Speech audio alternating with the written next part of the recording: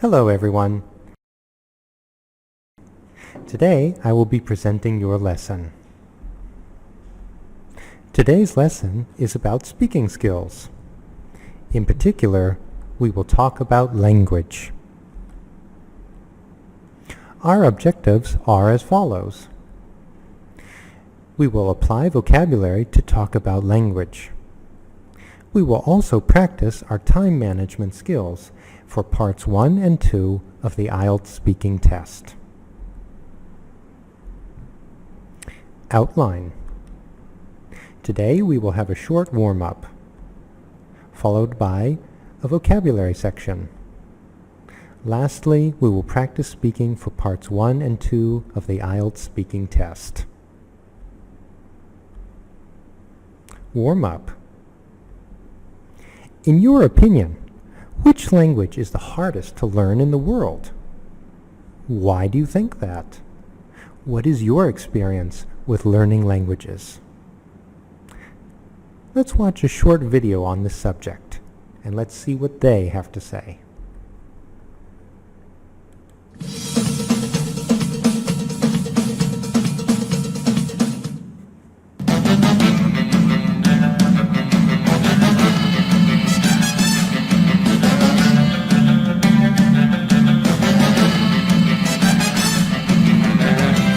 What is the hardest language to learn?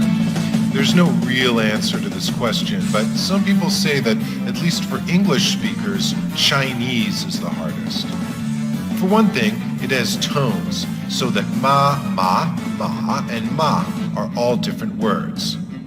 And gosher means dog food, but gosher means dog excrement. Also, learning to write Chinese involves memorizing thousands of characters, many of which look similar. But if you ask Chinese people what they think the hardest language to learn is, they will almost all say Russian. This is partly because Chinese has a very simple grammar, while Russian is very complicated. In fact, it's so complicated that for almost every verb in English, there are two in Russian, one for a completed action and another for the action in general. For example, the sentence, "I didn't call Olga," has two versions in Russian. The first means you didn't even try to call, and the second means you tried but didn't get through. Also, Chinese people find Russian's long slurs of consonants very difficult to pronounce, such as "Здравствуйте" and "Водохранилище." But other languages could be just as hard. Consider Hindi.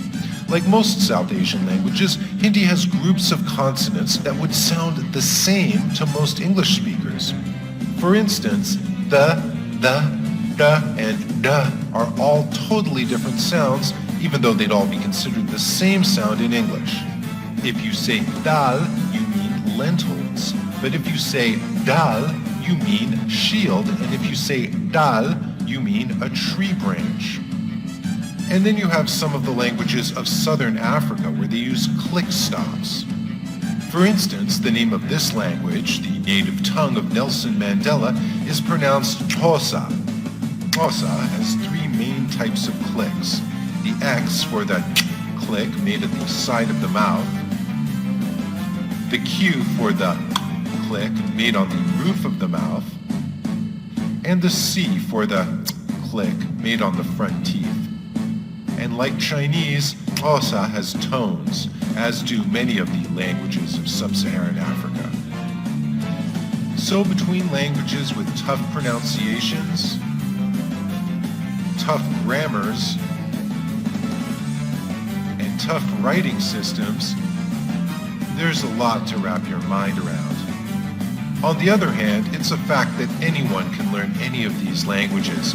It doesn't take any special ability, just a lot of practice.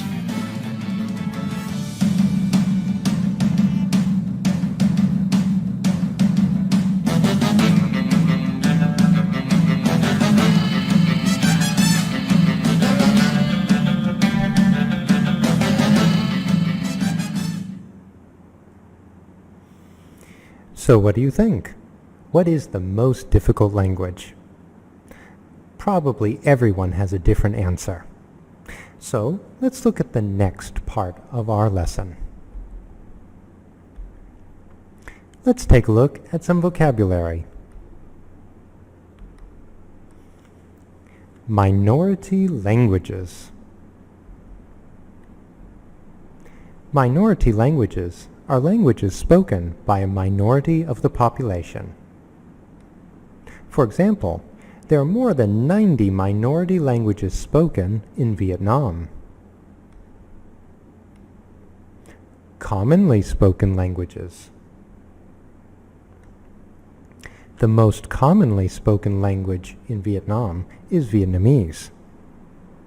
When you see the expression commonly spoken languages, you can think popular languages or well-known languages. To be a vital part of. Something that is vital is very necessary. Water is a vital part of our lives. Without water, we cannot live. What is a vital part of becoming a good foreign language teacher? In other words, what is important to become a good foreign language teacher? Convey. Convey means to make ideas or feelings or anything known to somebody else. Look at these two symbols. What do these pictures convey? What meanings do they give? If you said number 1 means like and number 2 means not like, I think that's a pretty good guess. Credentials. Credentials are qualities or training or experience that make you suitable for doing something. Look at this picture. What do you think that lady's job is? Pretty obviously, she's a teacher. What credentials should one have as a good teacher? What comes to your mind? Proficiency. Proficiency means the ability to do something well because of training and practice. If you can achieve 8.5 in the IELTS test, you definitely have a high level of proficiency in English. And cultural sensitivity. Cultural sensitivity means being aware that cultural differences and similarities between people exist without assigning them a value, positive or negative, better or worse, right or wrong. In simple words, cultural sensitivity means understanding and accepting other people's cultures without judging them. Take a look at the picture on the right. Do you see anyone who's out of place? Do you think perhaps the person on the left is not showing cultural sensitivity for the people on the right? Let's do a little review. This time, I will say the words or phrases, and then you repeat them. Minority languages. Commonly spoken languages. To be a vital part of.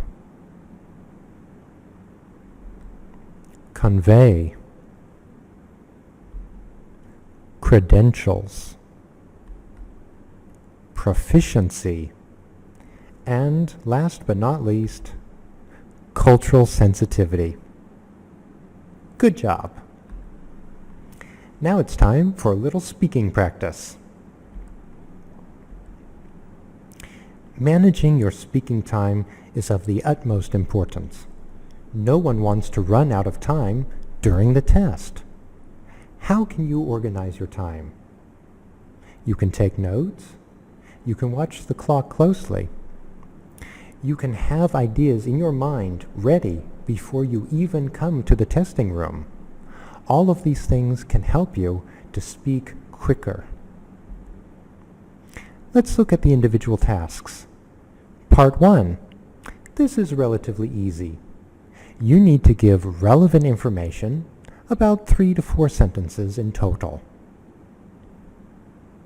Part 2 is a little bit more complicated. Here, you need more and more practice.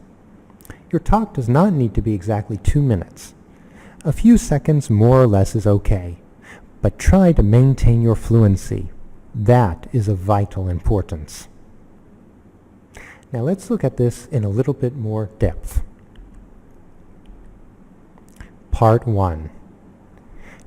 During Part 1, the examiner will ask you general questions on familiar topics. He or she may ask you about your home, your family, your work, your studies, or things that interest you. This is an important section of the test because this is where you need to relax and feel comfortable. Let's look at some sample questions.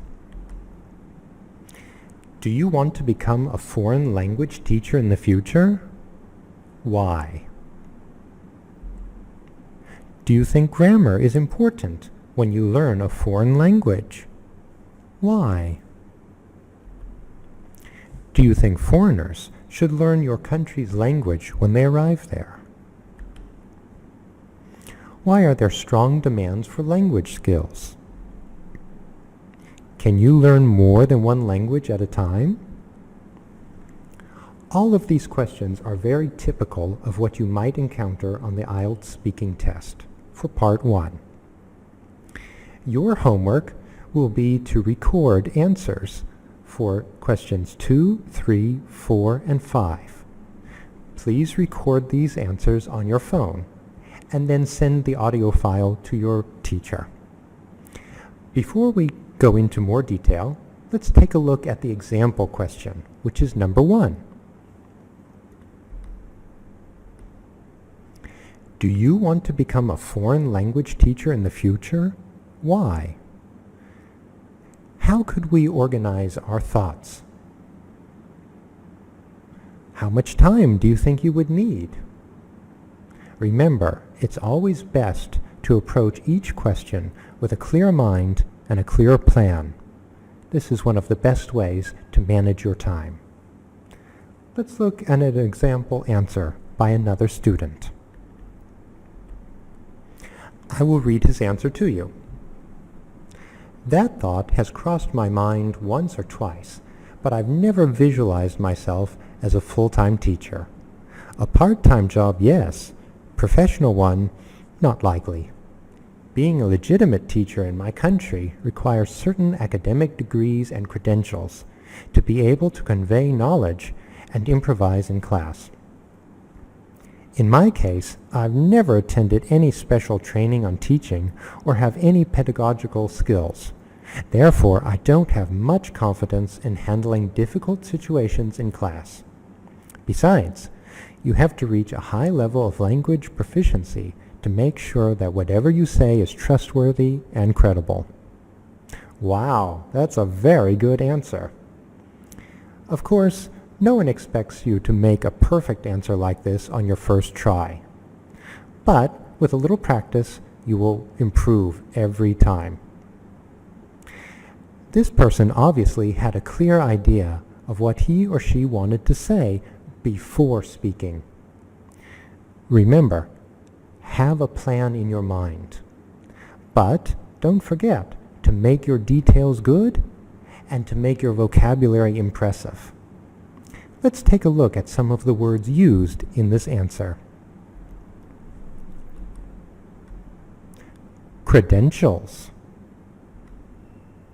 convey, proficiency.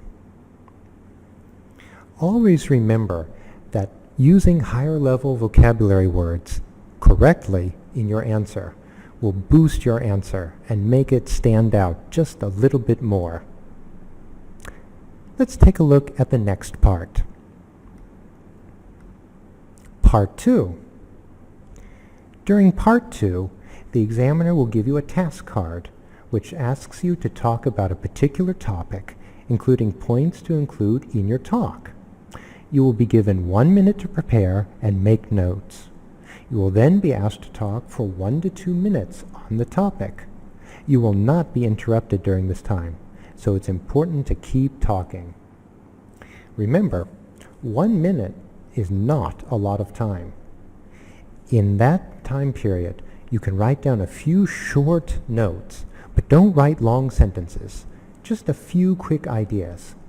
That way you can maximize your planning time and begin speaking with confidence. This is one of the best ways to improve your time management. Let's look at a sample question. Talk about an instance when you spoke with someone in a foreign language for the first time. You should say when it was, with whom you spoke, what language you used, and say how you felt about it.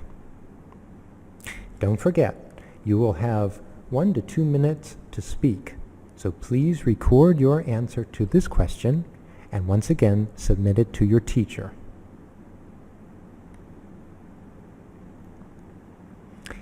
Homework. Record the audio to the answers for the above questions. Thank you and goodbye.